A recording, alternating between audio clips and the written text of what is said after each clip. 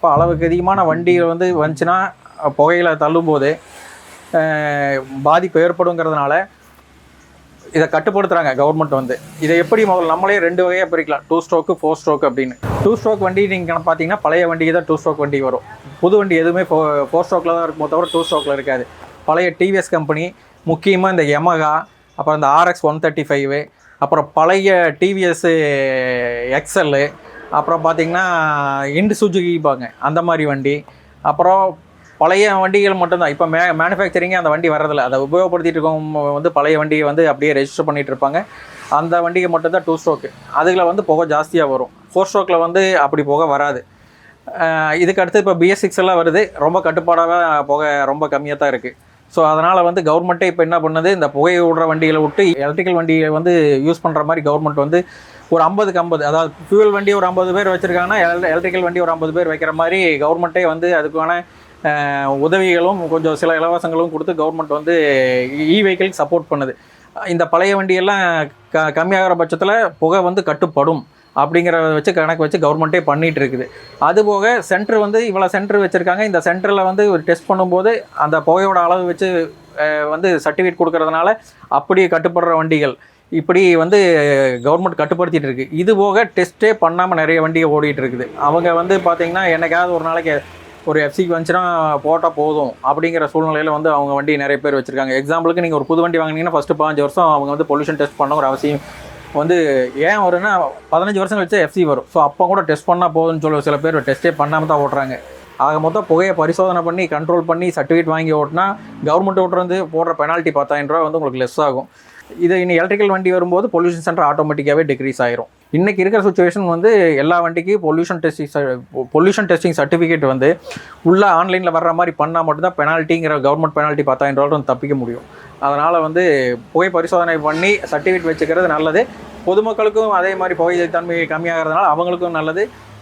Pollution centre வச்சுருக்கவங்களுக்கு ஏதோ உதவிகரமாக இருக்கும். பொல்யூஷன் வந்து 6 மாதங்கிறது ஸ்டாண்டர்டு. நல்லா இருக்கிற வண்டி புது வண்டி இதுகளுக்கெல்லாம் 1 வருடம் வரைக்கும் கொடுக்குறாங்க. பொல்யூஷன் டெஸ்டிங் வந்து பண்ணாமல் இருக்கிறதுனால புகையோட தன்மை வந்து, அதாவது அவங்க ஆயில் டைமுக்கு மாற்றணுங்கிற ஒரு எய்ம் கூட இல்லாமல் போயிடும். பொல்யூஷன் டெஸ்ட் போய் பண்ணணும், புகை வரும், அதனால் ஒரு ஆயிலாவது மாற்றிடணுங்கிற ஒரு விழிப்புணர்ச்சி வரலாம். அதே மாதிரி கொஞ்சம் புகை ஜாஸ்தியாக அதையும் கட்டுப்படாமல் மேலே போகுதுன்னா என்ஜின் சர்வீஸ் பண்ணிக்கலாம் அப்படின்னு அவங்களுக்கு ஒரு விழிப்புணர்வு கிடைக்கும். அதனால் இந்த சர்டிஃபிகேட் வந்து கவர்மெண்ட் வந்து ரொம்ப முக்கியத்துவம் கொடுக்குது. புகை பரிசோதனை வந்து எல்லா இடத்துலையும் போலீஸே வந்து பிடிச்சி செக் பண்ணி ஃபைன் போடணுங்கிற அவசியம் இல்லை. ஏஐ, ஆர்டிஃபிஷியல் இன்டெலிஜென்ட், இந்த கேமரா வந்து ஒரு 1 கிலோமீட்டருக்கு ஒருக்கா 2 கிலோமீட்டருக்கு ஒருக்கா ஒரு கேமரா மாட்டுறது மூலம் அதை ஸ்கேன் பண்ணாவே இன்சூரன்ஸ் இருக்கா, பொல்யூஷன் இருக்கா, வண்டி வந்து ப்ராப்பராக ஸ்பீடில் ஓடுதா, வேக வரம்புக்குள்ளே ஓடுதா, இப்படி எல்லா நிகழ்வுகளும் அதில் வந்து கட்டுப்படுத்தப்படும். அப்படி பொல்யூஷன்ஸ் வந்து டெஸ்ட்டு போடாத வண்டிகளுக்கு வந்து அதுவே ஃபைன் ஆன்லைனில் ஆட்டோமேட்டிக்காக ஏற்றிடும். அதுவே மெசேஜுக்கு வந்து உள்ள பப்ளிக்கு வந்து ஃபோன் நம்பர் வழியாக மெசேஜ் போயிடும் பொல்யூஷன் டெஸ்ட் போடலைங்கிறது. அதனால் வந்து கவர்மெண்ட்டே வந்து தொழில்நுட்பங்களை அதிகப்படுத்திட்டு போயிட்டுருக்குது. அதனால் வாகன புகை பரிசோதனை பண்ணுறது மக்களுக்கு அத்தியாவசியமான ஒன்றே. அதனால் மக்கள் அதை வந்து சரிவர செய்ய வேணும்.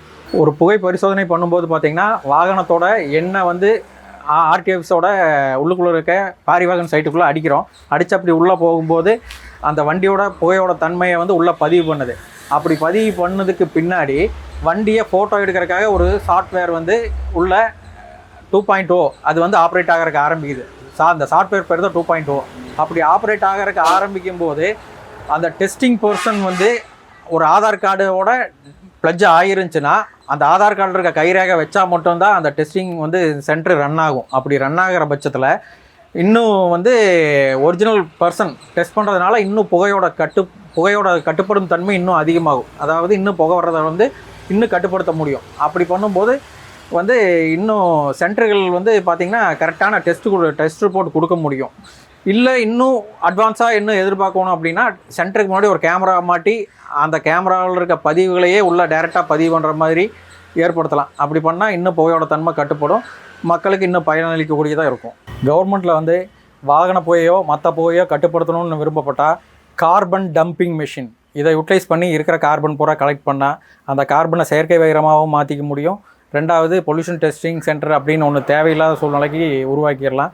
அப்படி பண்ணும்போது அந்த பொருளை வந்து வைரமாக மாற்றுறது கூட இந்த கார்பன் கலெக்ஷன் ஆகிறது மூலியமாகவும் ஒரு தூய்மையான காற்று வந்து மக்களுக்கு சுவாசிக்கிற கிடைக்கும். அதனால் வந்து அந்த ப்ராசஸை இன்னும் கவர்மெண்ட் ஊக்குவிச்சா மக்களுக்கு இன்னும் பயனளிக்கக்கூடியதாக இருக்கும்.